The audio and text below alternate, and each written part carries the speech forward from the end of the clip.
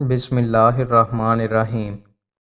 رسول اللہ صلی اللہ علیہ وآلہ وسلم نے ارشاد فرمایا، جو شخص جھوٹی قسم کھا کر کسی مسلمان کے حق پر قبضہ کرتا ہے تو اللہ تعالیٰ اس پر جہنم واجب اور جنت حرام کر دیتا ہے۔ رسول اللہ صلی اللہ علیہ وآلہ وسلم نے ارشاد فرمایا، لوگوں میں سے کچھ افراد اللہ والے ہوتے ہیں۔ صحابہ کرام نے عرض کیا، اے اللہ کے رسول، وہ کون لوگ ہیں؟ فرمایا، قرآن والے، وہی اللہ والے اور اس کے خاص بندے ہیں۔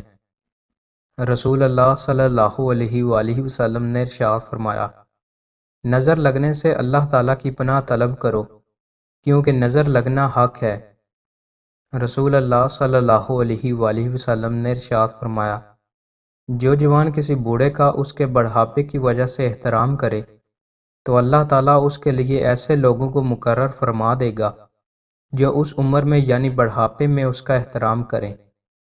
رسول اللہ صلی اللہ علیہ وآلہ وسلم نے ارشاد فرمایا، جنت میں 100 درجے ہیں اور ہر 2 درجوں کے درمیان اس قدر فاصلہ ہے جس قدر آسمان اور زمین کے درمیان ہے، اور فردوس سب سے اعلیٰ درجے کی جنت ہے۔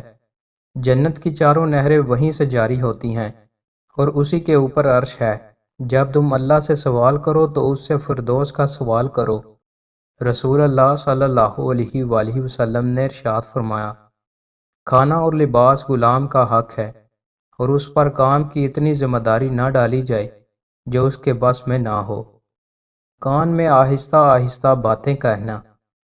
رسول اللہ صلی اللہ علیہ وآلہ وسلم نے ارشاد فرمایا، جب تم 3 لوگ ہو تو اپنے ساتھی کو چھوڑ کر 2 آپس میں سرگوشی نہ کریں، کیونکہ یہ چیز اس کو غم زدہ کر دے گی۔